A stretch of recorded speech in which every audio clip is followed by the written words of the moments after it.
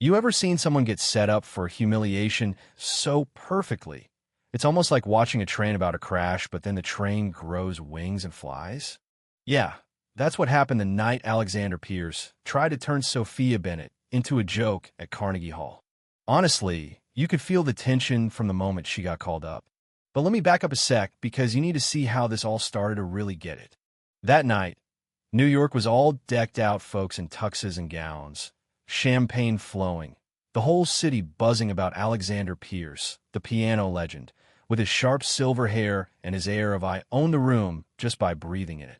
He walked onto that stage like he was born for it, soaking up every bit of applause, every flash of admiration bouncing off those marble columns. No one paid the slightest mind to the tiny woman quietly dusting the grand piano backstage. Sophia, in her faded sweater, with eyes that carried 1,000 silent stories. To everyone else, she was invisible. To her, that piano was a piece of her father's heart, a link to nights in a cramped Brooklyn apartment where music was the only thing that ever lifted them above struggle. Sophia never belonged to this world, at least, not by society standards. She cleaned to survive, barely scraping by, never daring to imagine herself out there in the glow of the footlights. But every dawn, before the city woke, she'd sneak in a handful of notes, just for herself, for her father's memory, never more than a whisper, like she was scared the universe would notice and snatch it away. So when Alexander found her at the piano, you could tell he saw her as an intrusion, an imperfection in his perfect world. Be careful with that. Do you even know how much it's worth? He snapped, making it clear she was nothing, her presence offensive, her existence barely tolerated. Sophia, always quiet, swallowed her pride, bowed her head, and let him have the stage. But that little spark inside her, that stubborn bit that remembered her dad's words about dignity, started to burn. The concert began. Alexander played like a man possessed, every note flawless, every movement calculated for maximum effect. The crowd was rapt, bathing him in a sea of admiration. But behind the velvet curtain, Sophia stood, tears threatening, that fresh wound stinging, yet something shifting deep inside her. She watched his hands, feeling the music, letting herself remember her father's laughter, the cramped apartment, the dream that never really died. Then, in one of those you-gotta-be-kidding-me moments, Alexander decided it wasn't enough just to ignore her. He wanted the whole hall to watch her squirm. He called her out. "Ladies and gentlemen, let's have a special guest. Maybe our cleaner would like to show us how it's done." The crowd turned, curiosity and a mean kind of delight in their eyes. You could practically taste the cruelty in the air.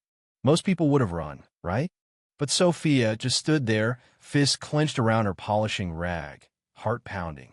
Alexander expected her to shrink, to slink away, to remember her place. Instead, she remembered her father's voice: never let anyone else decide your worth. She stepped out, slow at first, then steady, every eye in the house glued to this nobody daring to cross the invisible line.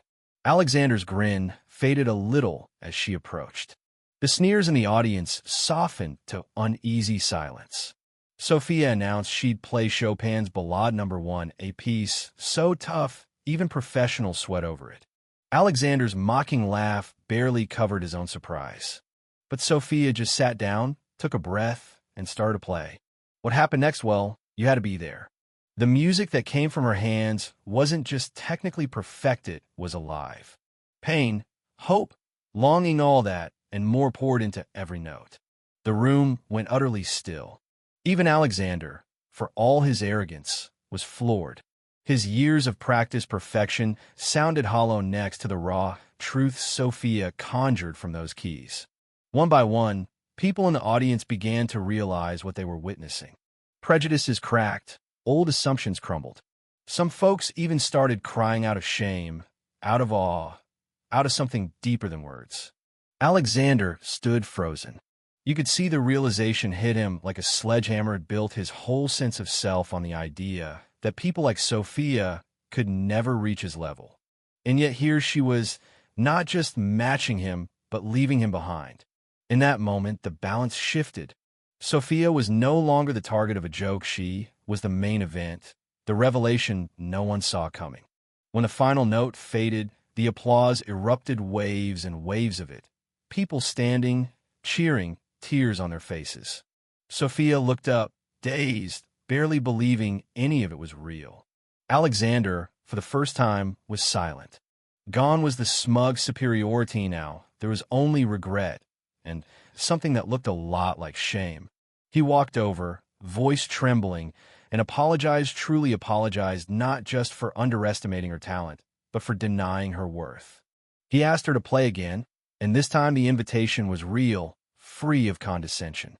That's when the twist hit. A few folks in the audience, moved by what they'd seen, stepped forward too. A well-known critic called out, "Bravo, Sophia! Play on!" And the rest followed, voices lifting her higher. The energy shifted. The old walls came down just a little.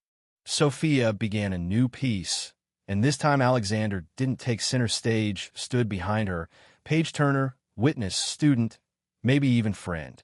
The aftermath was just as powerful. Word spread, and Sophia was invited back not as a cleaner, but as a featured artist.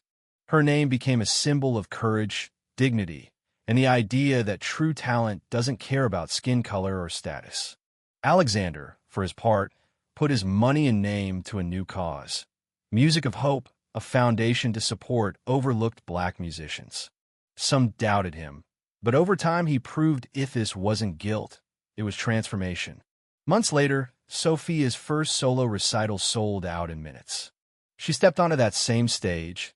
No fear, no shame, just pride. Alexander was there, not in the spotlight, but by her side, turning pages. Before she played, he whispered, "You've shown me what music really is."